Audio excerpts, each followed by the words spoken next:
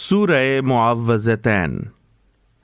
نام: اگرچہ قرآن مجید کی یہ آخری دو صورتیں بجائے خود الگ الگ ہیں اور مصحف میں الگ ناموں ہی سے لکھی ہوئی ہیں، لیکن ان کے درمیان باہم اتنا گہرا تعلق ہے اور ان کے مضامین ایک دوسرے سے اتنی قریبی مناسبت رکھتے ہیں کہ ان کا ایک مشترک نام معوذتین یعنی پناہ مانگنے والی دو صورتیں رکھا گیا ہے۔ امام بہیقی نے دلائل نبوت میں لکھا ہے کہ یہ نازل بھی ایک ساتھ ہی ہوئی ہیں، اسی وجہ سے ان کا مجموعی نام معوذتین ہے۔ ہم یہاں دونوں پر ایک ہی دیباچہ پیش کر رہے ہیں کیونکہ ان سے متعلقہ مسائل اور مباحث بالکل یکساں ہیں، البتہ آگے ان کی ترجمانی اور تفسیر الگ الگ کی جائے گی۔ زمانہ نزول: حضرت حسن بصری، اکرمہ، عطا اور جابر بن زید کہتے ہیں کہ یہ صورتیں مکی ہیں۔ حضرت عبداللہ بن عباس رضی اللہ تعالی عنہ سے بھی ایک روایت یہی ہے، مگر ان سے دوسری روایت یہ ہے کہ یہ مدنی ہیں، اور یہی قول حضرت عبداللہ بن زبیر رضی اللہ تعالی عنہ اور قتادہ کا بھی ہے۔ اس دوسرے قول کو جو روایات تقویت پہنچاتی ہیں ان میں سے ایک مسلم، ترمذی، نسائی اور مسند امام احمد بن حنبل میں حضرت عقبہ بن عامر کی یہ حدیث ہے کہ رسول اللہ صلی اللہ علیہ وآلہ وسلم نے ایک روز مجھ سے فرمایا، تمہیں کچھ پتہ ہے کہ آج رات مجھ پر کیسی آیات نازل ہوئی ہیں؟ یہ بے مثل آیات ہیں، اعوذ برب الفلق اور اعوذ برب الناس۔ یہ حدیث اس بنا پر ان صورتوں کے مدنی ہونے کی دلیل ہے کہ حضرت عقبہ بن عامر ہجرت کے بعد مدینہ طیبہ میں ایمان لائے تھے، جیسا کہ ابو داؤد اور نسائی نے خود ان کے اپنے بیان سے نقل کیا ہے۔ دوسری روایات جو اس قول کی تقویت کی موجب بنی ہیں وہ ابن سعد، امام بہیقی، حافظ ابن حجر، حافظ بدر الدین عینی، عبد بن حمید وغیرہ کی نقل کردہ یہ روایات ہیں کہ جب مدینے میں یہود نے رسول اللہ صلی اللہ علیہ وآلہ وسلم پر جادو کیا تھا اور اس کے اثر سے حضور صلی اللہ علیہ وآلہ وسلم بیمار ہو گئے تھے، اس وقت یہ صورتیں نازل ہوئی تھیں۔ ابن سعد نے واقدی کے حوالے سے بیان کیا ہے کہ یہ سن 7 ہجری کا واقعہ ہے۔ اسی بنا پر سفیان بن عیینہ نے بھی ان صورتوں کو مدنی کہا ہے، لیکن جیسا کہ ہم سورہ اخلاص کے دیباچے میں بیان کر چکے ہیں، کسی صورت یا آیت کے متعلق جب یہ کہا جاتا ہے کہ وہ فلاں موقع پر نازل ہوئی تھی تو اس کا مطلب لازماً یہی نہیں ہوتا کہ وہ پہلی مرتبہ اسی موقع پر نازل ہوئی تھی، بلکہ بعض اوقات ایسا ہوا ہے کہ ایک صورت یا آیت پہلے نازل ہو چکی تھی اور پھر کوئی خاص واقعہ یا صورتحال پیش آنے پر اللہ تعالیٰ کی طرف سے اسی کی طرف دوبارہ، بلکہ کبھی کبھی بار بار حضور صلی اللہ علیہ وآلہ وسلم کو توجہ دلائی جاتی تھی۔ ہمارے نزدیک ایسا ہی معاملہ معوذتین کا بھی ہے۔ ان کا مضمون صاف بتا رہا ہے کہ یہ ابتداءً مکے میں اس وقت نازل ہوئی ہوں گی جب وہاں حضور صلی اللہ علیہ وآلہ وسلم کی مخالفت خوب زور پکڑ چکی تھی۔ بعد میں جب مدینہ طیبہ میں منافقین، یہود اور مشرکین کی مخالفت کے طوفان اٹھے تو حضور صلی اللہ علیہ وآلہ وسلم کو پھر انہی دونوں صورتوں کے پڑھنے کی تلقین کی گئی، جیسا کہ حضرت عقبہ بن عامر کی مندرجہ بالا روایت میں ذکر آیا ہے۔ اس کے بعد جب آپ پر جادو کیا گیا اور آپ کی علالت مزاج نے شدت اختیار کی تو اللہ کے حکم سے جبرائیل علیہ السلام نے آ کر پھر یہی صورتیں پڑھنے کی آپ کو ہدایت کی۔ اس لیے ہمارے نزدیک ان مفسرین کا بیان ہی زیادہ معتبر ہے جو ان دونوں صورتوں کو مکی قرار دیتے ہیں۔ جادو کے معاملے کے ساتھ ان کو مخصوص سمجھنے میں تو یہ امر بھی مانے ہے کہ اس کے ساتھ صرف سورہ فلق کی ایک آیت وَمِن شَرِّ النَّفَّاثَاتِ فِی الْعُقَدِ ہی تعلق رکھتی ہے۔ سورہ فلق کی باقی آیات اور پوری سورہ ناس کا اس معاملے سے براہ راست کوئی تعلق نہیں ہے۔ موضوع اور مضمون: مکہ معظمہ میں یہ دونوں صورتیں جن حالات میں نازل ہوئی تھیں وہ یہ تھے کہ اسلام کی دعوت شروع ہوتے ہی ایسا محسوس ہونے لگا تھا کہ رسول اللہ صلی اللہ علیہ وآلہ وسلم نے گویا بھیڑوں کے چھتے میں ہاتھ ڈال دیا ہے۔ جوں جوں آپ کی دعوت پھیلتی گئی، کفار قریش کی مخالفت بھی شدید ہوتی چلی گئی، جب تک انہیں یہ امید رہی کہ شاید وہ کسی طرح کی سودے بازی کر کے یا بہلا پھسلا کر آپ کو اس کام سے باز رکھ سکیں گے، اس وقت تک تو پھر بھی عناد کی شدت میں کچھ کمی رہی۔ لیکن جب حضور صلی اللہ علیہ وآلہ وسلم نے ان کو اس طرف سے بالکل مایوس کر دیا کہ آپ ان کے ساتھ دین کے معاملے میں کوئی مصالحت کرنے پر آمادہ ہو سکیں گے، اور سورہ کافرون میں صاف صاف ان سے کہہ دیا گیا کہ جن کی بندگی تم کرتے ہو ان کی بندگی کرنے والا میں نہیں ہوں، اور جس کی بندگی میں کرتا ہوں اس کی بندگی کرنے والے تم نہیں ہو، اس لیے میرا راستہ الگ ہے اور تمہارا راستہ الگ، تو کفار کی دشمنی اپنے پورے عروج پر پہنچ گئی۔ خصوصیت کے ساتھ جن خاندانوں کے افراد، مردوں یا عورتوں، لڑکوں یا لڑکیوں نے اسلام قبول کر لیا تھا، ان کے دلوں میں تو حضور کے خلاف ہر وقت بھٹیاں سلگتی رہتی تھیں۔ گھر گھر آپ کو کوسا جا رہا تھا، خفیہ مشورے کیے جا رہے تھے کہ کسی وقت رات کو چھپ کر آپ کو قتل کر دیا جائے تاکہ بنی ہاشم کو قاتل کا پتہ نہ چل سکے اور وہ بدلہ نہ لے سکیں۔ آپ کے خلاف جادو ٹونے کیے جا رہے تھے تاکہ آپ یا تو وفات پا جائیں یا سخت بیمار پڑ جائیں یا دیوانے ہو جائیں۔ شیاطین جن و انس ہر طرف پھیل گئے تھے تاکہ عوام کے دلوں میں آپ کے خلاف اور آپ کے لائے ہوئے دین اور قرآن کے خلاف کوئی نہ کوئی وسوسہ ڈال دیں، جس سے لوگ بدگمان ہو کر آپ سے دور بھاگنے لگیں۔ بہت سے لوگوں میں حسد کی آگ بھی جل رہی تھی، کیونکہ وہ اپنے سوا یا اپنے قبیلے کے کسی آدمی کے سوا دوسرے کسی شخص کا چراغ جلتے نہ دیکھ سکتے تھے۔ مثال کے طور پر ابو جہل جس بنا پر رسول اللہ صلی اللہ علیہ وآلہ وسلم کی مخالفت میں حد سے بڑھتا چلا جاتا تھا، اس کی وجہ وہ خود یہ بیان کرتا ہے کہ ہمارا اور بنی عبد مناف یعنی رسول اللہ صلی اللہ علیہ وآلہ وسلم کے خاندان کا باہم مقابلہ تھا۔ انہوں نے کھانے کھلائے تو ہم نے بھی کھلائے، انہوں نے لوگوں کو سواریاں دیں تو ہم نے بھی دیں، انہوں نے عطیے دیے تو ہم نے بھی دیے، یہاں تک کہ وہ اور ہم جب عزت و شرف میں برابر کی ٹکر کے ہو گئے تو اب وہ کہتے ہیں کہ ہم میں ایک نبی ہے جس پر آسمان سے وحی اترتی ہے۔ بھلا اس میدان میں ہم کیسے ان کا مقابلہ کر سکتے ہیں؟ خدا کی قسم ہم ہرگز اس کو نہ مانیں گے اور نہ اس کی تصدیق کریں گے۔ ابن ہشام جلد اول صفحہ 337 اور 338۔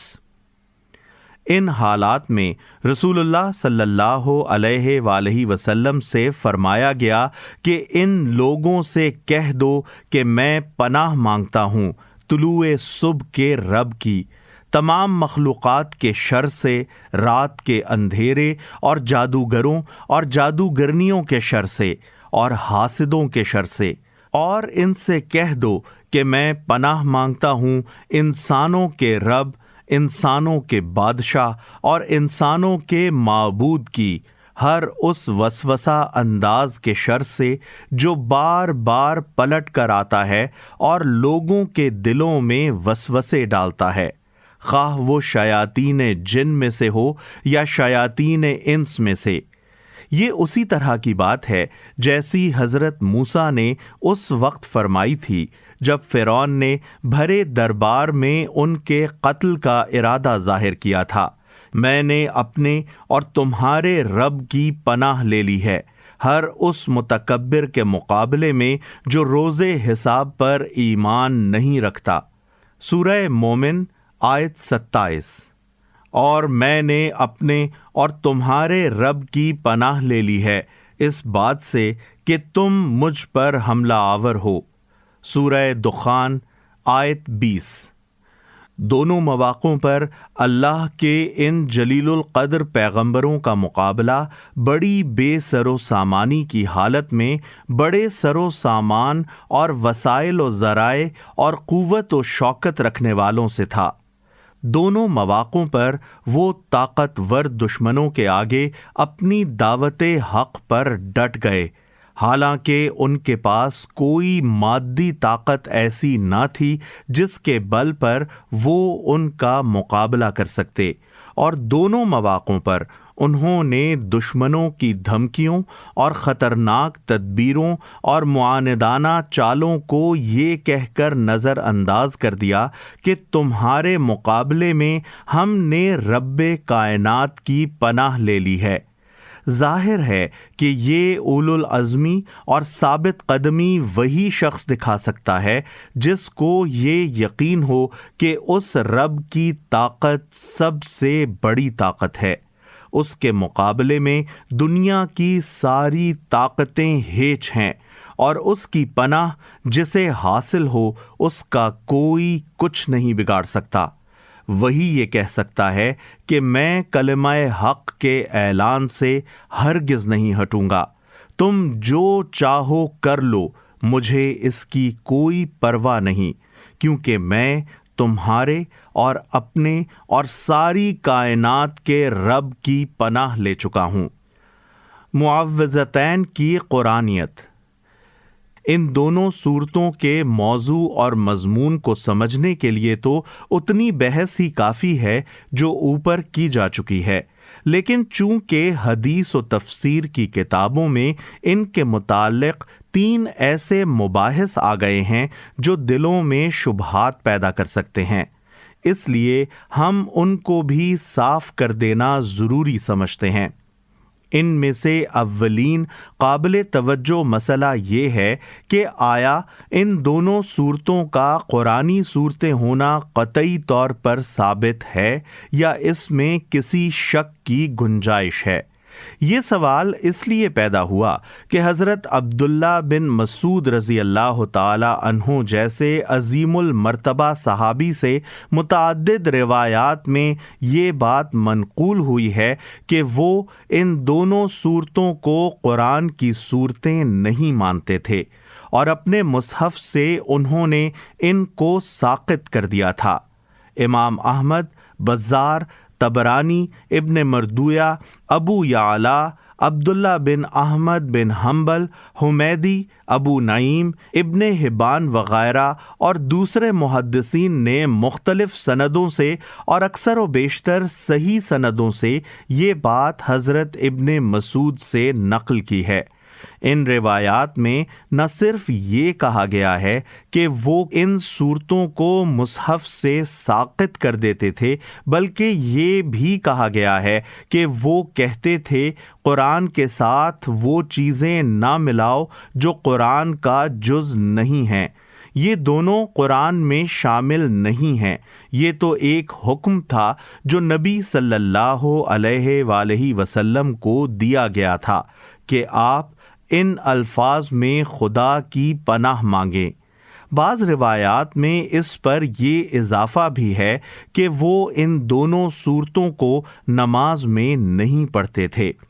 ان روایات کی بنا پر مخالفین اسلام کو قرآن کے بارے میں یہ شبہات ابھارنے کا موقع مل گیا کہ معاذ اللہ یہ کتاب تحریف سے محفوظ نہیں ہے، بلکہ اس میں جب یہ دو صورتیں ابن مسعود رضی اللہ تعالی عنہ جیسے صحابی کے بیان کے مطابق الحاقی ہیں تو نامعلوم اور کیا کیا حذف و اضافے اس کے اندر ہوئے ہوں گے۔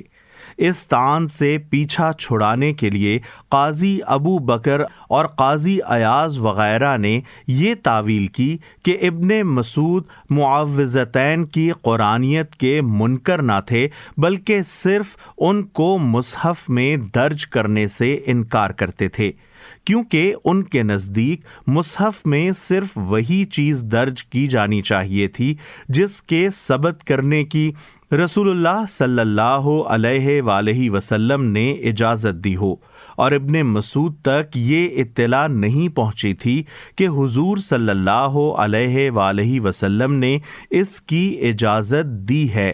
لیکن یہ تعویل درست نہیں ہے، کیونکہ صحیح سندوں کے ساتھ یہ بات ثابت ہے کہ ابن مسعود رضی اللہ تعالی عنہ نے ان کے قرآنی صورتیں ہونے کا انکار کیا ہے۔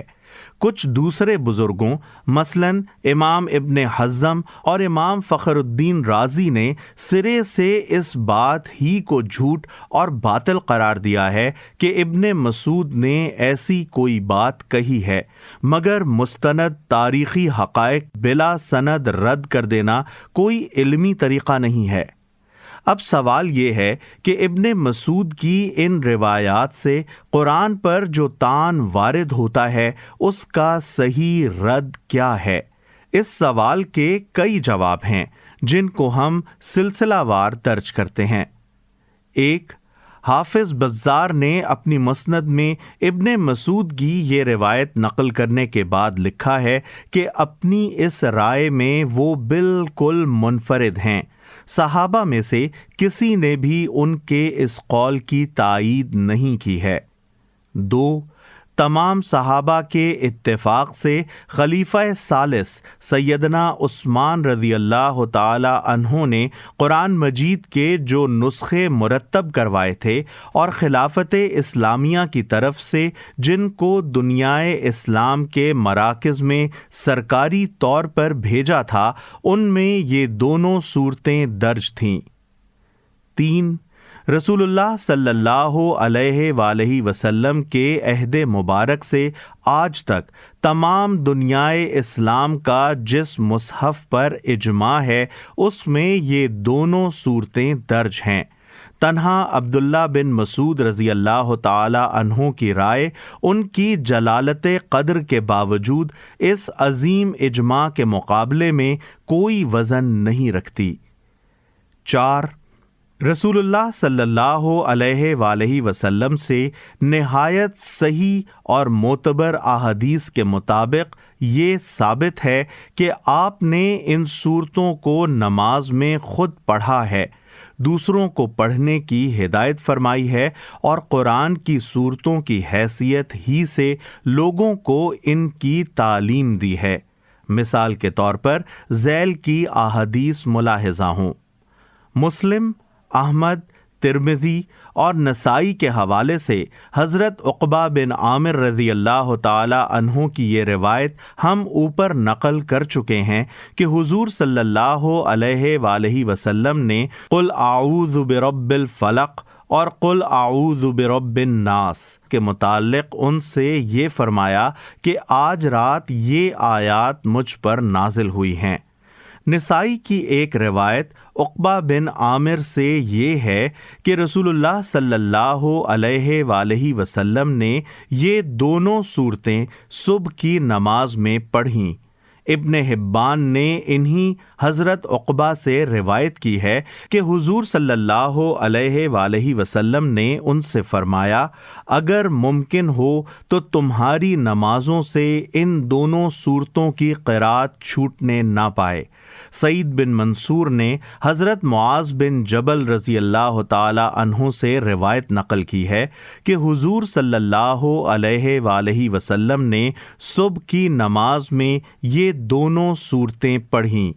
امام احمد اپنی مسند میں صحیح سند کے ساتھ ایک اور صحابی کی یہ روایت لائے ہیں کہ حضور نے ان سے فرمایا، جب تم نماز پڑھو تو اس میں یہ دونوں صورتیں پڑھا کرو۔ مسند احمد، ابو داؤد اور نسائی میں عقبہ بن عامر کی یہ روایت آئی ہے کہ حضور صلی اللہ علیہ وآلہ وسلم نے ان سے فرمایا، کیا میں دو ایسی صورتیں تمہیں نہ سکھاؤں جو ان بہترین صورتوں میں سے ہیں جنہیں لوگ پڑھتے ہیں؟ انہوں نے عرض کیا، ضرور یا رسول اللہ۔ اس پر حضور صلی اللہ علیہ وآلہ وسلم نے ان کو یہی معوذتین پڑھائیں۔ پھر نماز کھڑی ہوئی تو حضور صلی اللہ علیہ وآلہ وسلم نے یہی دو صورتیں اس میں بھی پڑھیں، اور نماز کے بعد پلٹ کر جب آپ صلی اللہ علیہ وآلہ وسلم ان کے پاس سے گزرے تو فرمایا، اے عقبہ، کیسا پایا تم نے؟ اور اس کے بعد ان کو ہدایت فرمائی کہ جب تم سونے لگو اور جب سو کر اٹھو تو ان صورتوں کو پڑھا کرو۔ مسند احمد، ابو داؤد، ترمذی اور نسائی میں عقبہ بن عامر کی ایک روایت یہ بھی ہے کہ حضور صلی اللہ علیہ وآلہ وسلم نے ان کو ہر نماز کے بعد معوذات یعنی قل هو اللہ احد اور معوذتین پڑھنے کی تلقین کی۔ نسائی، ابن مردویہ اور حاکم نے عقبہ بن عامر کی یہ روایت بھی نقل کی ہے کہ ایک مرتبہ حضور صلی اللہ علیہ وآلہ وسلم سواری پر چلے جا رہے تھے اور میں آپ کے قدم مبارک پر ہاتھ رکھے ہوئے ساتھ ساتھ چل رہا تھا۔ میں نے عرض کیا، مجھے سورہ ہود یا سورہ یوسف سکھا دیجیے۔ فرمایا، اللہ کے نزدیک بندے کے لیے قل اعوذ برب الفلق سے زیادہ نافع کوئی چیز نہیں ہے۔ عبداللہ بن عابس الجہینی کی روایت نسائی، بہیقی، لغوی اور ابن سعد نے نقل کی ہے کہ حضور صلی اللہ علیہ وآلہ وسلم نے مجھ سے فرمایا، ابن عابس، کیا میں تمہیں نہ بتاؤں کہ پناہ مانگنے والوں نے جتنی چیزوں کے ذریعے سے اللہ کی پناہ مانگی ہے ان میں سب سے افضل کون سی چیزیں ہیں؟ میں نے عرض کیا، ضرور یا رسول اللہ صلی اللہ علیہ وآلہ وسلم۔ فرمایا، قل اعوذ برب الفلق اور قل اعوذ برب الناس، یہ دونوں صورتیں۔ ابن مردویہ نے حضرت ام سلمہ کی روایت نقل کی ہے کہ اللہ کو جو صورتیں سب سے زیادہ پسند ہیں وہ قل اعوذ برب الفلق اور قل اعوذ برب الناس ہیں۔ یہاں یہ سوال پیدا ہوتا ہے کہ حضرت عبداللہ رضی اللہ تعالی عنہ بن مسعود کو یہ غلط فہمی آخر کیسے لاحق ہوئی کہ یہ دونوں قرآن مجید کی صورتیں نہیں ہیں؟ اس کا جواب ہمیں دو روایات کو جمع کر کے دیکھنے سے ملتا ہے۔ ایک روایت یہ ہے کہ حضرت عبداللہ بن مسعود کہتے ہیں کہ یہ تو ایک حکم تھا جو رسول اللہ صلی اللہ علیہ وآلہ وسلم کو دیا گیا تھا کہ آپ اس طرح تعوذ کیا کریں۔ دوسری وہ روایت جو کئی مختلف سندوں سے امام بخاری نے صحیح البخاری میں، امام احمد نے اپنی مسند میں، حافظ ابو بکر الحمیدی نے اپنی مسند میں، ابو نعیم نے اپنی المستخرج میں اور نسائی نے اپنی سنن میں زر بن حبیش کے حوالے سے تھوڑے تھوڑے لفظی اختلاف کے ساتھ حضرت ابی بن کعب رضی اللہ تعالی عنہ سے جو علم قرآن کے لحاظ سے صحابہ کرام میں ایک ممتاز مقام رکھتے تھے نقل کی ہے۔ زر بن حبیش کا بیان ہے کہ میں نے حضرت ابی رضی اللہ تعالی عنہ سے کہا کہ آپ کے بھائی حضرت عبداللہ بن مسعود ایسا اور ایسا کہتے ہیں، آپ ان کے اس قول کے متعلق کیا کہتے ہیں؟ انہوں نے جواب دیا، میں نے رسول اللہ صلی اللہ علیہ وآلہ وسلم سے اس کے بارے میں سوال کیا تھا۔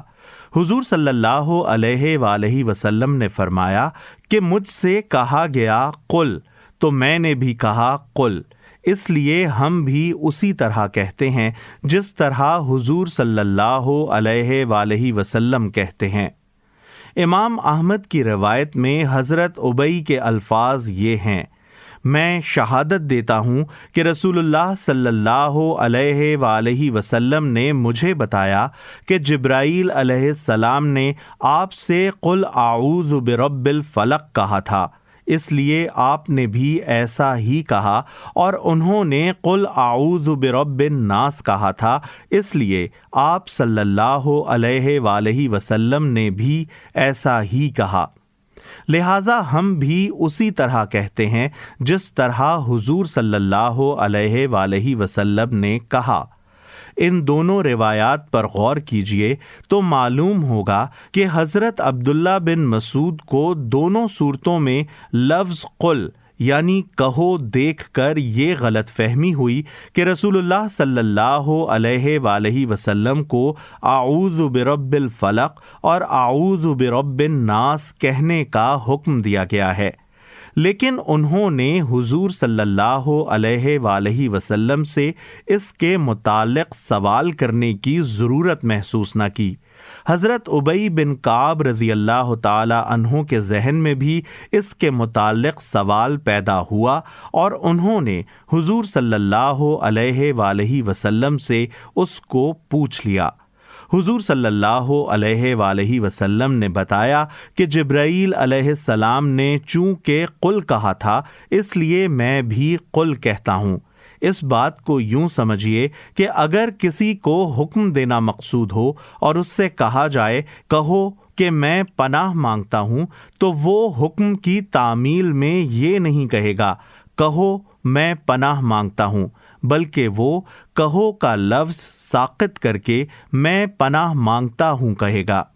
بخلاف اس کے اگر کسی کو بالادست حاکم کا پیغامبر ان الفاظ میں پیغام پہنچائے کہ کہو میں پناہ مانگتا ہوں، اور یہ پیغام اسے اپنے تک رکھنے کے لیے نہیں بلکہ دوسروں تک پہنچانے کے لیے دیا جائے، تو وہ لوگوں تک پیغام کے الفاظ کو جوں کا توں پہنچائے گا، اس میں سے کوئی چیز ساقط کرنے کا مجاز نہ ہوگا۔ پس ان دونوں صورتوں کی ابتدا لفظ قل سے ہونا اس بات کا صریح ثبوت ہے کہ یہ کلام وہی ہے جسے حضور صلی اللہ علیہ وآلہ وسلم کو دیا گیا۔ قرآن مجید میں ان دونوں صورتوں کے علاوہ 1330 آیات ایسی ہیں جو لفظ قل یعنی کہو سے شروع ہوئی ہیں۔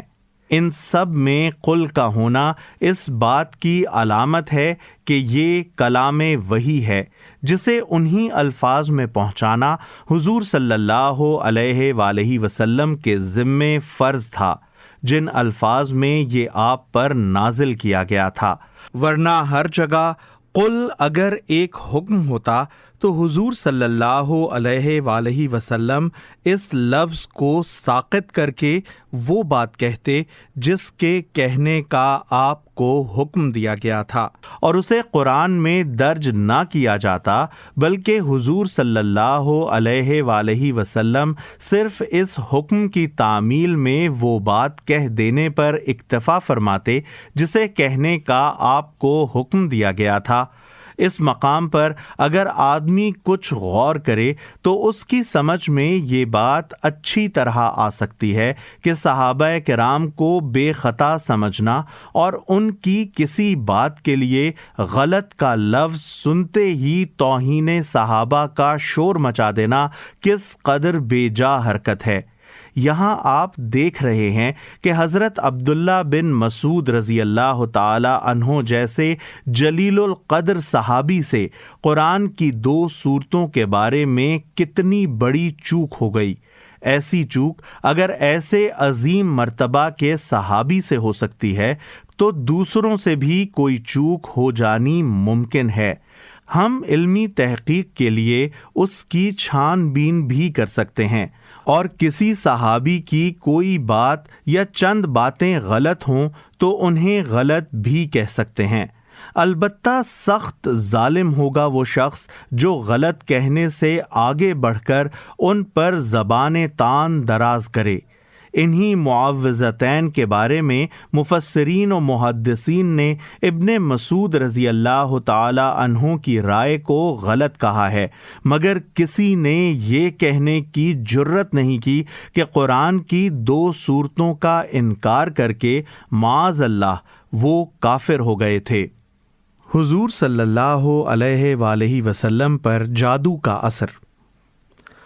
دوسرا مسئلہ جو ان صورتوں کے معاملے میں پیدا ہوتا ہے وہ یہ ہے کہ روایات کی روح سے حضور صلی اللہ علیہ وآلہ وسلم پر جادو کیا گیا تھا، اور اس کے اثر سے آپ بیمار ہو گئے تھے، اور اس اثر کو دور کرنے کے لیے حضرت جبرائیل علیہ السلام نے آ کر آپ کو یہ صورتیں پڑھنے کی ہدایت کی تھی۔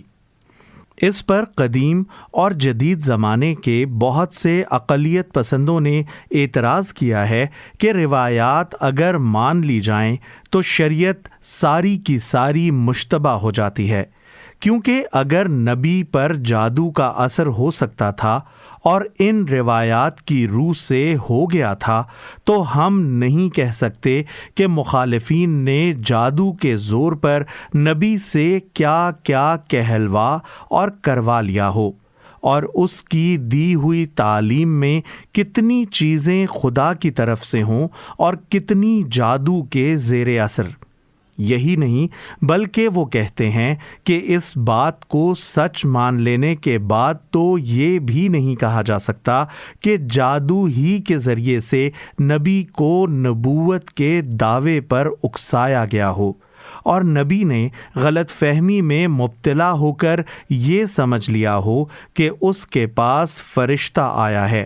ان کا استدلال یہ بھی ہے کہ یہ احادیث قرآن مجید سے متصادم ہیں۔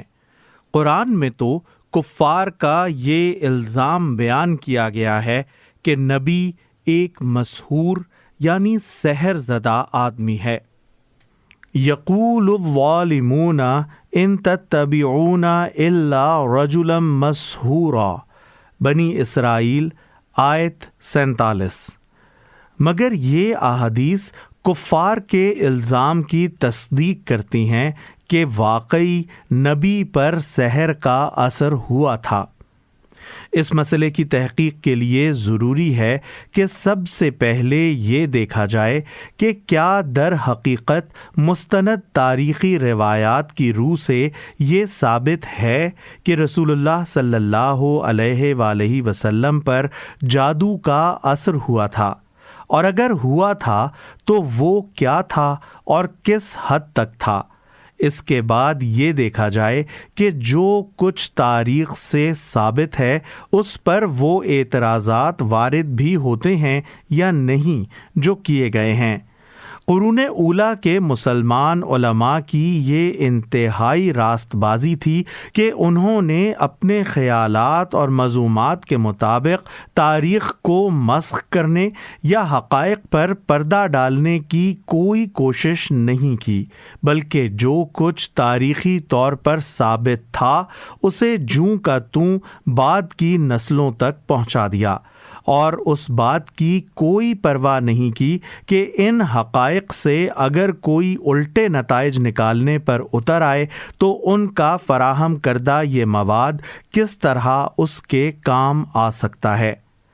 اب اگر ایک بات نہایت مستند اور کثیر تاریخی ذرائع سے ثابت ہو تو کسی دیانتدار صاحب علم کے لیے نہ تو یہ درست ہے کہ وہ اس بنا پر تاریخ کا انکار کر دے کہ اس کو مان لینے سے اس کے نزدیک فلاں فلاں قباحتیں رونما ہوتی ہیں، اور نہ یہی درست ہے کہ جتنی بات تاریخ سے ثابت ہے اس کو قیاسات کے گھوڑے دوڑا کر اس اصلی حد سے پھیلانے اور بڑھانے کی کوشش کی جائے۔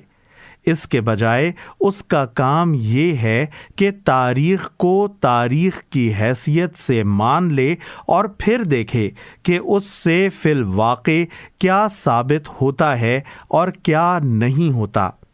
جہاں تک تاریخی حیثیت کا تعلق ہے، نبی صلی اللہ علیہ وآلہ وسلم پر جادو کا اثر ہونے کا واقعہ قطعی طور پر ثابت ہے، اور علمی تنقید سے اس کو اگر غلط ثابت کیا جا سکتا ہو تو پھر دنیا کا کوئی تاریخی واقعہ بھی صحیح ثابت نہیں کیا جا سکتا۔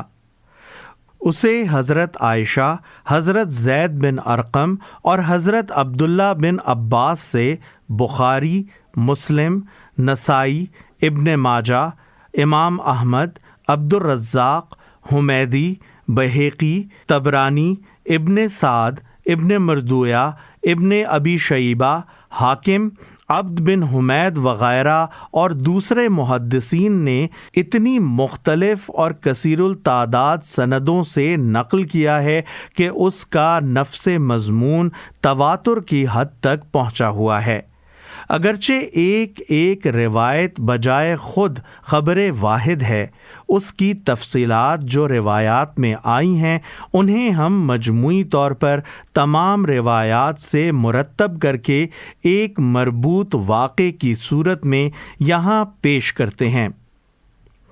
صلح حدیبیہ کے بعد جب نبی صلی اللہ علیہ وآلہ وسلم مدینہ واپس تشریف لائے تو محرم سن 7 ہجری میں خیبر سے یہودیوں کا ایک وفد مدینہ آیا اور ایک مشہور جادوگر لبید بن عاصم سے ملا جو انصار کے قبیلہ بنی زریق سے تعلق رکھتا تھا۔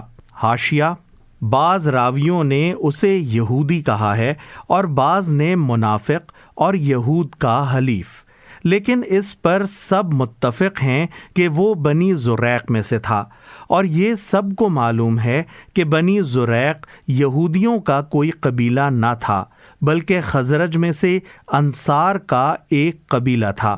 اس لیے یا تو وہ ان لوگوں میں سے تھا جو اہل عرب میں سے یہودی ہو گئے تھے، یا یہود کا حلیف ہونے کی بنا پر بعض لوگوں نے اسے بھی یہودی شمار کر لیا۔ تاہم اس کے لیے منافق کا لفظ استعمال ہونے سے یہ معلوم ہوتا ہے کہ بظاہر وہ مسلمان بنا ہوا تھا۔ ان لوگوں نے اس سے کہا کہ محمد نے ہمارے ساتھ جو کچھ کیا ہے وہ تمہیں معلوم ہے، ہم نے اس پر بہت جادو کرنے کی کوشش کی مگر کوئی کامیابی نہیں ہوئی۔ اب ہم تمہارے پاس آئے ہیں کیونکہ تم ہم سے بڑے جادوگر ہو۔ لو یہ 3 اشرفیاں حاضر ہیں، انہیں قبول کرو اور محمد پر ایک زور کا جادو کر دو۔ اس زمانے میں حضور صلی اللہ علیہ وآلہ وسلم کے ہاں ایک یہودی لڑکا خدمتگار تھا۔ اس سے ساز باز کر کے ان لوگوں نے حضور صلی اللہ علیہ وآلہ وسلم کی کنگھی کا ایک ٹکڑا حاصل کر لیا جس میں آپ کے منہ مبارک تھے۔ انہی بالوں اور کنگھی کے دندانوں پر جادو کیا گیا۔ بعض روایات میں یہ ہے کہ لبید بن عاصم نے خود جادو کیا تھا، اور بعض میں یہ ہے کہ اس کی بہنیں اس سے زیادہ جادوگرنیاں تھیں، ان سے اس نے جادو کروایا تھا۔ بہرحال ان دونوں صورتوں میں سے جو صورت بھی ہو، اس جادو کو ایک نر کھجور کے خوشے کے غلاف میں رکھ کر لبید نے بنی زریق کے کنویں زاروان یا زی اروان نامی کی تہ میں ایک پتھر کے نیچے دبا دیا۔ حاشیہ: ابتدا میں کھجور کا خوشہ ایک غلاف کے اندر ہوتا ہے اور نر کھجور کے غلاف کا رنگ انسان کے رنگ سے ملتا جلتا ہوتا ہے اور اس کی بو انسان کے مادہ منویہ جیسی ہوتی ہے۔ اس جادو کا اثر نبی صلی اللہ علیہ وآلہ وسلم پر ہوتے ہوتے پورا 1 سال لگا۔ دوسری ششماہی میں کچھ تغیر مزاج محسوس ہونا شروع ہوا۔ آخری 40 دن سخت اور آخری 3 دن سخت ترین تھے، مگر اس کا زیادہ سے زیادہ جو اثر حضور صلی اللہ علیہ وآلہ وسلم پر ہوا وہ بس یہ تھا کہ آپ گھلتے چلے جا رہے تھے۔ کسی کام کے متعلق خیال فرماتے کہ وہ کر لیا ہے مگر نہیں کیا ہوتا تھا۔ اپنی ازواج کے متعلق خیال فرماتے کہ آپ ان کے پاس گئے ہیں مگر نہیں گئے ہوتے تھے، اور بعض اوقات آپ کو اپنی نظر پر بھی شبہ ہوتا تھا کہ کسی چیز کو دیکھا ہے مگر نہیں دیکھا ہوتا تھا۔ یہ تمام اثرات آپ کی ذات تک محدود رہے، حتیٰ کہ دوسرے لوگوں کو یہ معلوم تک نہ ہو سکا کہ آپ پر کیا گزر رہی ہے۔ رہی آپ کے نبی ہونے کی حیثیت تو اس میں آپ کے فرائض کے اندر کوئی خلل واقع نہ ہونے پایا۔ کسی روایت میں یہ نہیں ہے کہ اس زمانے میں آپ قرآن کی کوئی آیت بھول گئے ہوں یا کوئی آیت آپ نے غلط پڑھ ڈالی ہو، یا اپنی صحبتوں میں اور اپنے وعظوں اور خطبوں میں آپ کی تعلیمات کے اندر کوئی فرق واقع ہو گیا ہو، یا کوئی ایسا کام آپ نے وحی کی حیثیت سے پیش کر دیا ہو جو فی الواقع آپ پر نازل نہ ہوا ہو، یا نماز آپ سے چھوٹ گئی ہو اور اس کے متعلق بھی کبھی آپ نے سمجھ لیا ہو کہ پڑھ لی ہے مگر نہ پڑھی ہو۔ ایسی کوئی بات معاذ اللہ پیش آ جاتی تو دھوم مچ جاتی اور پورا ملک عرب اس سے واقف ہو جاتا کہ جس نبی کو کوئی طاقت چت نہ کر سکی تھی اسے ایک جادوگر کے جادو نے چت کر دیا۔ لیکن آپ کی حیثیت نبوت اس سے بالکل غیر متاثر رہی اور صرف اپنی ذاتی زندگی میں آپ اپنی جگہ اسے محسوس کر کے پریشان ہوتے رہے۔ آخر کار ایک روز آپ حضرت عائشہ کے ہاں تھے کہ آپ نے بار بار اللہ تعالیٰ سے دعا مانگی۔ اسی حالت میں نیند آ گئی یا غنودگی طاری ہوئی اور پھر بیدار ہو کر آپ نے حضرت عائشہ رضی اللہ تعالی عنہا سے کہا کہ میں نے جو بات اپنے رب سے پوچھی تھی وہ اس نے مجھے بتا دی ہے۔ حضرت عائشہ نے عرض کیا وہ کیا بات ہے؟ آپ نے فرمایا 2 آدمی یعنی فرشتے 2 آدمیوں کی صورت میں میرے پاس آئے، ایک سرہانے کی طرف تھا اور دوسرا پائنتی کی طرف۔ ایک نے پوچھا انہیں کیا ہوا؟ دوسرے نے جواب دیا ان پر جادو ہوا ہے۔ اس نے پوچھا کس نے کیا ہے؟ جواب دیا لبید بن عاصم نے۔ پوچھا کس چیز میں کیا ہے؟ جواب دیا کنگھی اور بالوں میں ایک نر کھجور کے خوشے کے غلاف کے اندر۔ پوچھا وہ کہاں ہے؟ جواب دیا بنی زریق کے کنویں ذی اروان یا زروان کی تہ کے پتھر کے نیچے ہے۔ پوچھا اب اس کے لیے کیا کیا جائے؟ جواب دیا کہ کنویں کا پانی سونت دیا جائے اور پھر پتھر کے نیچے سے اس کو نکالا جائے۔ اس کے بعد نبی صلی اللہ علیہ وآلہ وسلم نے حضرت علی، حضرت عمار بن یاسر اور حضرت زبیر کو بھیجا۔ ان کے ساتھ جبیر بن ایاس الزرقی اور قیس بن محسن الزرقی یعنی بنی زریق کے یہ 2 اصحاب بھی شامل ہو گئے۔ بعد میں حضور صلی اللہ علیہ وآلہ وسلم خود بھی چند اصحاب کے ساتھ وہاں پہنچ گئے۔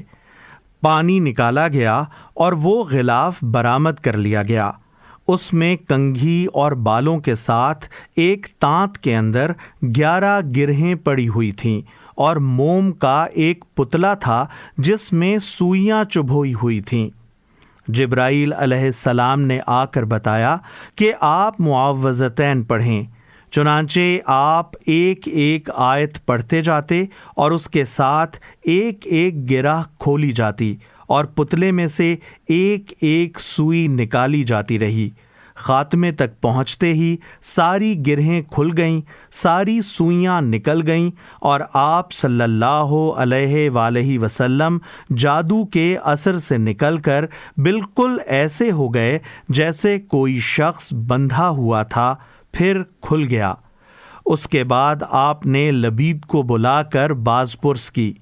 اس نے اپنے قصور کا اعتراف کر لیا اور آپ نے اس کو چھوڑ دیا، کیونکہ اپنی ذات کے لیے آپ نے کبھی کسی سے انتقام نہیں لیا۔ یہی نہیں بلکہ آپ نے اس معاملے کا چرچا کرنے سے بھی یہ کہہ کر انکار کر دیا کہ مجھے اللہ نے شفا دے دی ہے، اب میں نہیں چاہتا کہ کسی کے خلاف لوگوں کو بھڑکاؤں۔ یہ ہے سارا قصہ اس جادو کا۔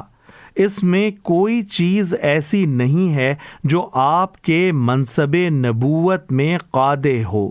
ذاتی حیثیت میں اگر آپ کو زخمی کیا جا سکتا تھا جیسا کہ جنگ احد میں ہوا، اگر آپ گھوڑے سے گر کر چوٹ کھا سکتے تھے جیسا کہ احادیث سے ثابت ہے، اگر آپ کو بچھو کاٹ سکتا تھا جیسا کہ کچھ اور احادیث میں وارد ہوا ہے، اور ان میں سے کوئی چیز بھی اس تحفظ کے منافی نہیں ہے جس کا نبی ہونے کی حیثیت سے اللہ تعالیٰ نے آپ سے وعدہ کیا تھا، تو آپ اپنی ذاتی حیثیت میں جادو کے اثر سے بیمار بھی ہو سکتے تھے۔ نبی پر جادو کا اثر ہو سکتا ہے، یہ بات تو قرآن مجید سے بھی ثابت ہے۔ سورہ اعراف میں فرعون کے جادوگروں کے متعلق بیان ہوا ہے کہ حضرت موسیٰ کے مقابلے میں جب وہ آئے تو انہوں نے ہزارہا آدمیوں کے اس پورے مجمع کی نگاہوں پر جادو کر دیا جو وہاں دونوں کا مقابلہ دیکھنے کے لیے جمع ہوا تھا۔ اور سورہ طٰہٰ میں ہے کہ جو لاٹھیاں اور رسیاں انہوں نے پھینکی تھیں ان کے متعلق عام لوگوں ہی نے نہیں، حضرت موسیٰ علیہ السلام نے بھی یہی سمجھا کہ وہ ان کی طرف سانپوں کی طرح دوڑی چلی آ رہی ہیں، اور اس سے حضرت موسیٰ خوفزدہ ہو گئے، یہاں تک کہ اللہ تعالیٰ نے ان پر وحی نازل کی کہ خوف نہ کرو، تم ہی غالب رہو گے، ذرا اپنا عصا پھینکو۔ رہا یہ اعتراض کہ یہ تو کفار مکہ کے اس الزام کی تصدیق ہو گئی کہ نبی صلی اللہ علیہ وآلہ وسلم کو وہ سحر زدہ آدمی کہتے تھے، تو اس کا جواب یہ ہے کہ کفار آپ کو سحر زدہ آدمی اس معنی میں نہیں کہتے تھے کہ آپ کسی جادوگر کے اثر سے بیمار ہو گئے ہیں، بلکہ اس معنی میں کہتے تھے کہ کسی جادوگر نے معاذ اللہ آپ کو پاگل کر دیا ہے، اور اسی پاگل پن میں آپ نبوت کا دعویٰ کر بیٹھے ہیں اور جنت و دوزخ کے افسانے سنا رہے ہیں۔ اب ظاہر ہے کہ یہ اعتراض ایسے معاملے پر سرے سے چسپاں ہی نہیں ہوتا جس کے متعلق تاریخ سے یہ ثابت ہے کہ جادو کا اثر صرف ذات محمد پر ہوا تھا، نبوت محمد اس سے بالکل غیر متاثر رہی۔ اس سلسلے میں یہ بات بھی قابل ذکر ہے کہ جو لوگ جادو کو محض اوہام کے قبیل کی چیز قرار دیتے ہیں، ان کی یہ رائے صرف اس وجہ سے ہے کہ جادو کے اثرات کی کوئی سائنٹیفک توجیہ نہیں کی جا سکتی، لیکن دنیا میں بہت سی چیزیں ایسی ہیں جو تجربے اور مشاہدے میں نہیں آتی ہیں، مگر سائنٹیفک طریقے سے یہ بیان نہیں کیا جا سکتا کہ وہ کیسے رونما ہوئی ہیں۔ اس طرح کی توجیح پر اگر ہم قادر نہیں ہیں تو اس سے یہ لازم نہیں آتا کہ اس چیز ہی کا انکار کر دیا جائے جس کی ہم توجیح نہیں کر سکتے۔ جادو دراصل ایک نفسیاتی اثر ہے جو نفس سے گزر کر جسم کو بھی اسی طرح متاثر کر سکتا ہے جس طرح جسمانی اثرات جسم سے گزر کر نفس کو متاثر کرتے ہیں۔ مثال کے طور پر خوف ایک نفسیاتی چیز ہے، مگر اس کا اثر جسم پر یہ ہوتا ہے کہ رونگٹے کھڑے ہو جاتے ہیں اور بدن میں تھر تھری چھوٹ جاتی ہے۔ دراصل جادو سے حقیقت تبدیل نہیں ہوتی، مگر انسان کا نفس اور اس کے حواس اس سے متاثر ہو کر یہ محسوس کرنے لگتے ہیں کہ حقیقت تبدیل ہو گئی ہے۔ حضرت موسیٰ علیہ السلام کی طرف جادوگروں نے جو لاٹھیاں اور رسیاں پھینکی تھیں وہ واقعی سانپ نہیں بن گئی تھیں، لیکن ہزاروں کے مجمع کی آنکھوں پر ایسا جادو ہوا کہ سب نے انہیں سانپ ہی محسوس کیا، اور حضرت موسیٰ تک کے حواس جادو کی اس تاثیر سے محفوظ نہ رہ سکے۔ اسی طرح قرآن البقرہ آیت 102 میں بیان کیا گیا ہے کہ بابل میں ہاروت اور ماروت سے لوگ ایسا جادو سیکھتے تھے جو شوہر اور بیوی میں جدائی ڈال دے۔ یہ بھی ایک نفسیاتی اثر تھا، اور ظاہر ہے کہ اگر تجربے سے لوگوں کو اس عمل کی کامیابی معلوم نہ ہوتی تو وہ اس کے خریدار نہ بن سکتے تھے۔ بلا شبہ یہ بات اپنی جگہ بالکل درست ہے کہ بندوق کی گولی اور ہوائی جہاز سے گرنے والے بم کی طرح جادو کا مؤثر ہونا بھی اللہ کے اذن کے بغیر ممکن نہیں ہے، مگر جو چیز ہزارہا سال سے انسان کے تجربے اور مشاہدے میں آ رہی ہو اس کے وجود کو جھٹلا دینا محض ایک ہٹ دھرمی ہے۔ اسلام میں جھاڑ پھونک کی حیثیت۔ تیسرا مسئلہ ان صورتوں کے معاملے میں یہ پیدا ہوتا ہے کہ آیا جھاڑ پھونک کی اسلام میں کوئی گنجائش ہے، اور یہ کہ جھاڑ پھونک بجائے خود مؤثر بھی ہے یا نہیں۔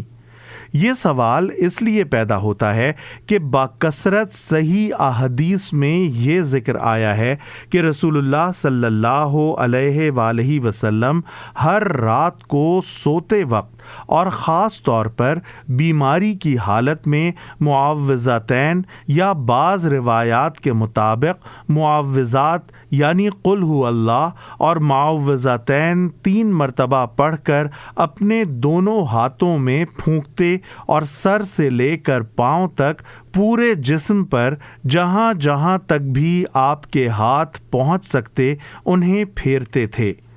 آخری بیماری میں جب آپ کے لیے خود ایسا کرنا ممکن نہ رہا تو حضرت عائشہ رضی اللہ تعالی عنہا نے یہ صورتیں بطور خود یا حضور صلی اللہ علیہ وآلہ وسلم کے حکم سے پڑھیں، اور آپ کے دست مبارک کی برکت کے خیال سے آپ ہی کے ہاتھ لے کر آپ کے جسم پر پھیرے۔ اس مضمون کی روایات صحیح سندوں کے ساتھ بخاری، مسلم، نسائی، ابن ماجہ، ابو داؤد اور موطا امام مالک میں خود حضرت عائشہ رضی اللہ تعالی عنہا سے مروی ہیں، جن سے بڑھ کر کوئی بھی حضور کی خانگی زندگی سے واقف نہ ہو سکتا تھا۔ اس معاملے میں پہلے مسئلہ شرعی اچھی طرح سمجھ لینا چاہیے۔ احادیث میں حضرت عبداللہ بن عباس کی طویل روایت آئی ہے جس کے آخر میں حضور صلی اللہ علیہ وآلہ وسلم فرماتے ہیں کہ میری امت کے وہ لوگ بلا حساب جنت میں داخل ہوں گے جو نہ داغنے کا علاج کراتے ہیں، نہ جھاڑ پھونک کراتے ہیں، نہ فال لیتے ہیں، بلکہ اپنے رب پر توکل کرتے ہیں۔ مسلم۔ حضرت مغیرہ رضی اللہ تعالی عنہ بن شعبہ کی روایت ہے کہ حضور صلی اللہ علیہ وآلہ وسلم نے فرمایا، جس نے داغنے سے علاج کرایا اور جھاڑ پھونک کرائی وہ اللہ پر توکل سے بے تعلق ہو گیا۔ ترمذی۔ حضرت عبداللہ بن مسعود کی روایت ہے کہ رسول اللہ صلی اللہ علیہ وآلہ وسلم 10 چیزوں کو ناپسند فرماتے تھے، جن میں سے ایک جھاڑ پھونک بھی ہے، سوائے معوذتین یا معوذات کے۔ ابو داؤد، احمد، نسائی، ابن حبان، حاکم۔ بعض احادیث سے یہ بھی معلوم ہوتا ہے کہ ابتدا میں حضور صلی اللہ علیہ وآلہ وسلم نے جھاڑ پھونک سے بالکل منع فرما دیا تھا، لیکن بعد میں اس شرط کے ساتھ اس کی اجازت دے دی کہ اس میں شرک نہ ہو، اللہ کے پاک ناموں یا اس کے کلام سے جھاڑا جائے، کلام ایسا ہو جو سمجھ میں آئے اور یہ معلوم کیا جا سکے کہ اس میں کوئی گناہ کی چیز نہیں ہے، اور بھروسہ جھاڑ پھونک پر نہ کیا جائے کہ وہ بجائے خود شفا دینے والی ہے، بلکہ اللہ پر اعتماد کیا جائے کہ وہ چاہے گا تو اسے نافع بنا دے گا۔ یہ مسئلہ شرعی واضح ہو جانے کے بعد اب دیکھیے کہ احادیث اس بارے میں کیا کہتی ہیں۔ طبرانی نے صغیر میں حضرت علی رضی اللہ تعالی عنہ کی روایت نقل کی ہے کہ حضور صلی اللہ علیہ وآلہ وسلم کو ایک دفعہ نماز کی حالت میں بچھو نے کاٹ لیا۔ جب آپ نماز سے فارغ ہوئے تو فرمایا، بچھو پر خدا کی لعنت، یہ نہ کسی نمازی کو چھوڑتا ہے نہ کسی اور کو۔ پھر پانی اور نمک منگوایا اور جہاں بچھو نے کاٹا تھا وہاں آپ نمکین پانی ملتے جاتے تھے اور قل یا ایھا الکافرون، قل ھو اللہ احد، قل اعوذ برب الفلق اور قل اعوذ برب الناس پڑھتے جاتے تھے۔ ابن عباس کی یہ روایت بھی احادیث میں آئی ہے کہ نبی صلی اللہ علیہ وآلہ وسلم حضرت حسن اور حضرت حسین رضوان اللہ علیہ مجمعین پر یہ دعا پڑھتے تھے، میں تم کو اللہ کے بے عیب کلمات کی پناہ میں دیتا ہوں، ہر شیطان اور موذی سے اور ہر نظر بد سے۔ بخاری، مسند احمد، ترمذی اور ابن ماجہ۔ عثمان بن ابی العاص ثقفی کے متعلق مسلم، موطا، طبرانی اور حاکم میں تھوڑے لفظی اختلافات کے ساتھ یہ روایت آئی ہے کہ انہوں نے رسول اللہ صلی اللہ علیہ وآلہ وسلم سے شکایت کی کہ میں جب سے مسلمان ہوا ہوں مجھے ایک درد محسوس ہوتا ہے جو مجھ کو مارے ڈالتا ہے۔ آپ صلی اللہ علیہ وآلہ وسلم نے فرمایا، اپنا سیدھا ہاتھ اس جگہ پر رکھو جہاں درد ہوتا ہے، پھر 3 مرتبہ بسم اللہ کہو اور 7 مرتبہ یہ کہتے ہوئے ہاتھ پھیرو، اعوذ باللہ وقدرتہ من شر ما اجد واحاذر، میں اللہ اور اس کی قدرت کی پناہ مانگتا ہوں اس چیز کے شر سے جس کو میں محسوس کرتا ہوں اور جس کے لاحق ہونے کا مجھے خوف ہے۔ موطا میں اس پر یہ اضافہ ہے کہ عثمان رضی اللہ تعالی عنہ بن ابی العاص نے کہا کہ اس کے بعد میرا وہ درد جاتا رہا اور اسی چیز کی تعلیم میں اپنے گھر والوں کو دیتا ہوں۔ مسند احمد اور طحاوی میں طلق بن علی کی روایت ہے کہ مجھے رسول اللہ صلی اللہ علیہ وآلہ وسلم کی موجودگی میں بچھو نے کاٹ لیا۔ حضور صلی اللہ علیہ وآلہ وسلم نے مجھ پر پڑھ کر پھونکا اور اس جگہ پر ہاتھ پھیرا۔ مسلم میں ابو سعید خدری کی روایت ہے کہ ایک مرتبہ نبی صلی اللہ علیہ وآلہ وسلم بیمار ہوئے تو جبرائیل نے آ کر پوچھا، اے محمد کیا آپ بیمار ہو گئے؟ آپ نے فرمایا ہاں۔ انہوں نے کہا، میں اللہ کے نام پر آپ کو جھاڑتا ہوں، ہر اس چیز سے جو آپ کو اذیت دے اور ہر نفس اور حاسد کی نظر کے شر سے۔ اللہ آپ کو شفا دے، میں اس کے نام پر آپ کو جھاڑتا ہوں۔ اسی سے ملتی جلتی روایت مسند احمد میں حضرت عبادہ بن صامت سے منقول ہے کہ حضور صلی اللہ علیہ وآلہ وسلم بیمار تھے۔ میں عیادت کے لیے گیا تو آپ کو سخت تکلیف میں پایا۔ شام کو گیا تو آپ بالکل تندرست تھے۔ میں نے اس قدر جلدی تندرست ہو جانے کی وجہ پوچھی تو فرمایا کہ جبرائیل آئے تھے اور انہوں نے مجھے چند کلمات سے جھاڑا۔ پھر آپ نے قریب قریب اسی طرح کے الفاظ ان کو سنائے جو اوپر والی حدیث میں نقل کیے گئے ہیں۔ حضرت عائشہ سے بھی مسلم اور مسند احمد میں ایسی ہی روایت نقل کی گئی ہے۔ امام احمد نے اپنی مسند میں حضرت حفصہ رضی اللہ تعالی عنہا ام المومنین کی روایت نقل کی ہے کہ ایک روز نبی صلی اللہ علیہ وآلہ وسلم میرے ہاں آئے اور میرے پاس ایک خاتون شفا نامی بیٹھی تھیں۔ حاشیہ: ان خاتون کا اصل نام لیلا تھا، مگر شفا بنت عبداللہ کے نام سے مشہور تھیں۔ ہجرت سے پہلے ایمان لائیں۔ قریش کے خاندان بنی عدی سے ان کا تعلق تھا۔ یہ وہی خاندان ہے جس کے ایک فرد حضرت عمر تھے۔ اس طرح یہ حضرت حفصہ کی رشتہ دار ہوئیں، جو نملہ یعنی ذباب کو جھاڑا کرتی تھیں۔ حضور صلی اللہ علیہ وآلہ وسلم نے فرمایا، حفصہ کو بھی وہ عمل سکھا دو۔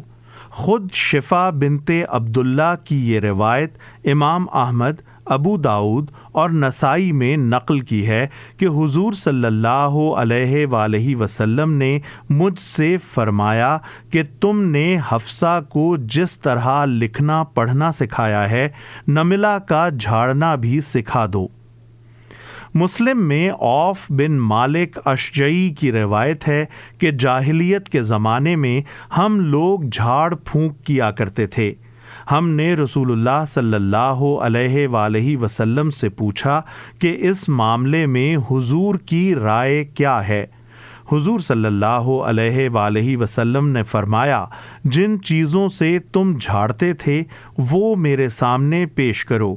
جھاڑنے میں مذائقہ نہیں ہے جب تک اس میں شرک نہ ہو۔ مسلم، مسند احمد اور ابن ماجہ میں حضرت جابر بن عبداللہ کی روایت ہے کہ رسول اللہ صلی اللہ علیہ وآلہ وسلم نے جھاڑ پھونک سے روک دیا تھا۔ پھر حضرت عمرو بن حزم کے خاندان کے لوگ آئے اور کہا کہ ہمارے پاس ایک عمل تھا جس سے ہم بچھو یا سانپ کاٹے کو جھاڑتے تھے، مگر آپ نے اس کام سے منع فرما دیا ہے۔ پھر انہوں نے وہ چیز آپ کو سنائی جو وہ پڑھتے تھے۔ آپ نے فرمایا، اس میں تو کوئی مذائقہ میں نہیں پاتا۔ تم میں سے جو شخص اپنے کسی بھائی کو فائدہ پہنچا سکتا ہے وہ ضرور پہنچائے۔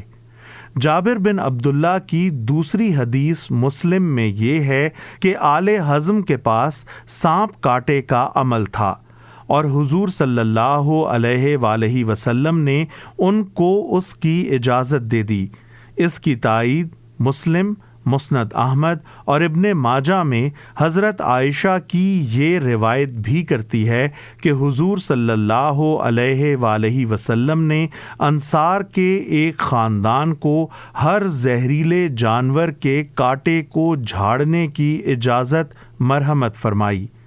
مسند احمد اور ترمذی اور مسلم اور ابن ماجہ میں حضرت انس سے بھی اس سے ملتی جلتی روایات نقل کی گئی ہیں، جن میں حضور صلی اللہ علیہ وآلہ وسلم نے زہریلے جانوروں کے کاٹے اور ذباب کے علاج اور نظر بد کے جھاڑنے کی اجازت دی۔ مسند احمد، ترمذی، ابن ماجہ اور حاکم میں حضرت عمیر مولا ابن اللحم سے یہ روایت نقل کی ہے کہ جاہلیت کے زمانے میں میرے پاس ایک عمل تھا جس سے میں جھاڑا کرتا تھا۔ میں نے حضور صلی اللہ علیہ وآلہ وسلم کے سامنے اسے پیش کیا۔ آپ نے فرمایا فلاں فلاں چیزیں اس میں سے نکال دو، باقی سے تم جھاڑ سکتے ہو۔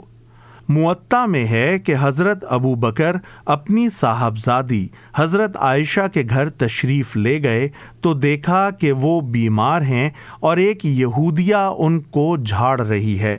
اس پر انہوں نے فرمایا کہ کتاب اللہ پڑھ کر جھاڑ۔ اس سے معلوم ہوا کہ اہل کتاب اگر تورات یا انجیل کی آیات پڑھ کر جھاڑیں تب بھی یہ جائز ہے۔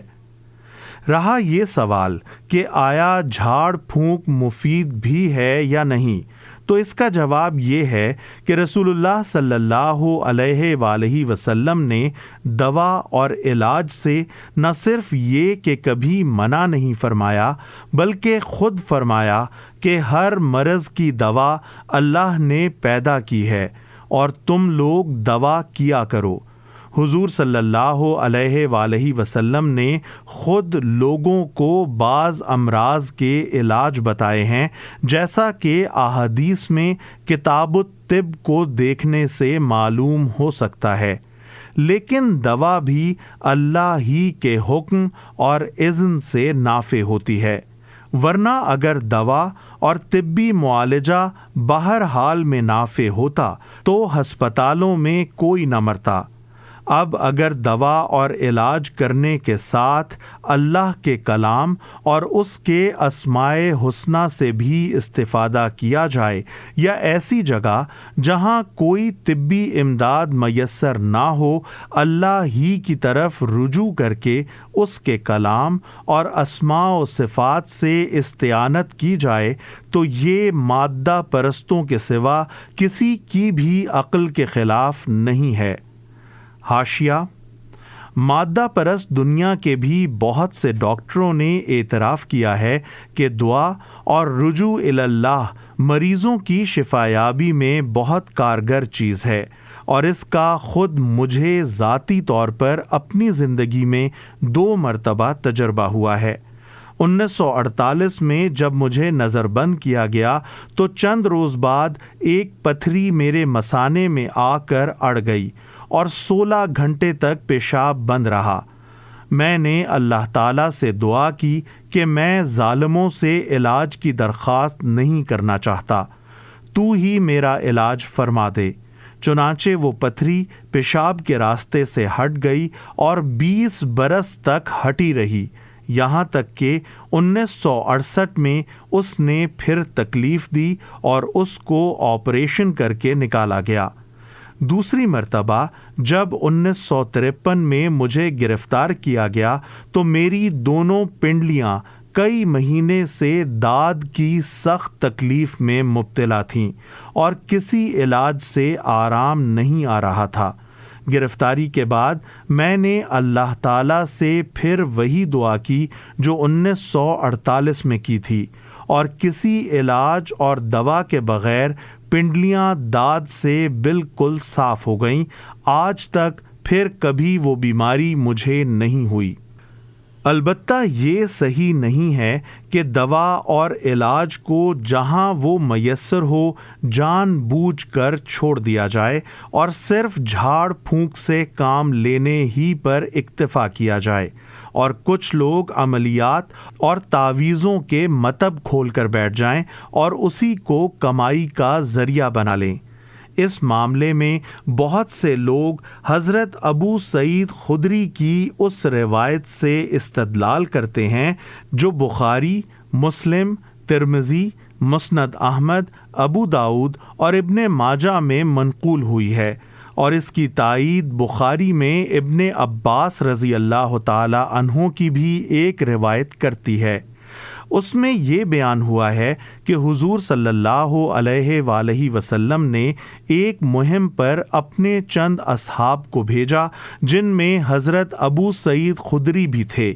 یہ حضرات راستے میں عرب کے ایک قبیلے کی بستی میں جا کر ٹھہرے اور انہوں نے قبیلے والوں سے کہا کہ ہماری میزبانی کرو۔ انہوں نے انکار کر دیا۔ اتنے میں قبیلے کے سردار کو بچھو نے کاٹ لیا، اور وہ لوگ ان مسافروں کے پاس آئے اور کہا کہ تمہارے پاس کوئی دوا یا عمل ہے جس سے تم ہمارے سردار کا علاج کر دو؟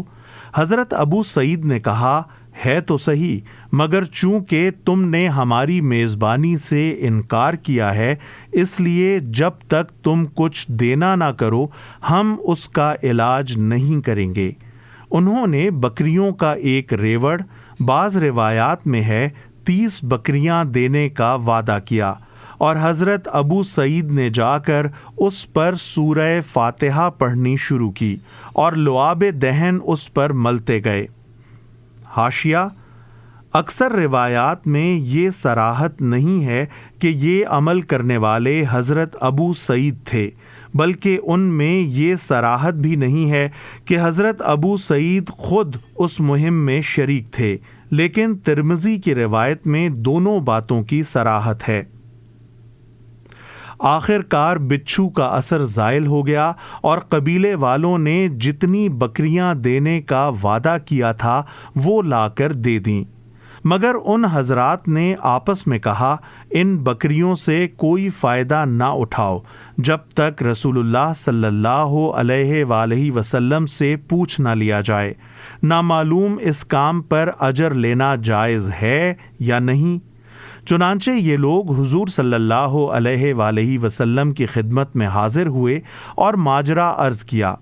حضور نے ہنس کر فرمایا، تمہیں کیسے معلوم ہوا کہ یہ صورت جھاڑنے کے کام بھی آ سکتی ہے؟ بکریاں لے آؤ اور ان میں میرا حصہ بھی لگاؤ۔ لیکن اس حدیث سے تعویذ گنڈے اور جھاڑ پھونک کے مطب چلانے کا جواز نکالنے سے پہلے عرب کے ان حالات کو نگاہ میں رکھنا چاہیے جن میں حضرت ابو سعید خدری نے یہ کام کیا تھا، اور حضور صلی اللہ علیہ وآلہ وسلم نے اسے نہ صرف جائز رکھا تھا بلکہ یہ بھی فرمایا تھا کہ میرا حصہ بھی لگاؤ، تاکہ اس کے جواز اور عدم جواز کے معاملے میں ان اصحاب کے دلوں میں کوئی شبہ باقی نہ رہے۔ عرب کے حالات اس زمانے میں بھی یہ تھے اور آج تک یہ ہیں کہ 50-50، 100-100، 150-150 میل تک آدمی کو ایک بستی سے چل کر دوسری بستی نہیں ملتی۔ بستیاں بھی اس وقت ایسی نہ تھیں جن میں ہوٹل، سرائے یا کھانے کی دکانیں موجود ہوں اور مسافر کئی روز کی مسافت طے کر کے جب وہاں پہنچے تو سامان خورد و نوش خرید سکے۔ ان حالات میں یہ بات عرب کے معروف اصول اخلاق میں شامل تھی کہ مسافر جب کسی بستی میں پہنچیں تو بستی کے لوگ ان کی میزبانی کریں۔ اس سے انکار کے معنی بسا اوقات مسافروں کے لیے موت کے ہوتے تھے، اور عرب میں اس طرز عمل کو معیوب سمجھا جاتا تھا۔ اس لیے رسول اللہ صلی اللہ علیہ وآلہ وسلم نے اپنے صحابہ کے اس فعل کو جائز رکھا کہ جب قبیلے والوں نے میزبانی سے انکار کر دیا تو ان کے سردار کا علاج کرنے سے انہوں نے بھی انکار کر دیا، اور اس شرط پر اس کا علاج کرنے پر راضی ہوئے کہ وہ ان کو کچھ دینا کریں۔ پھر جب ان میں سے ایک صاحب نے اللہ کے بھروسے پر سورہ فاتحہ اس سردار پر پڑھی اور وہ اس سے اچھا ہو گیا تو طے شدہ اجرت قبیلے والوں نے لا کر دے دی، اور حضور صلی اللہ علیہ وآلہ وسلم نے اس اجرت کے لینے کو حلال و طیب قرار دیا۔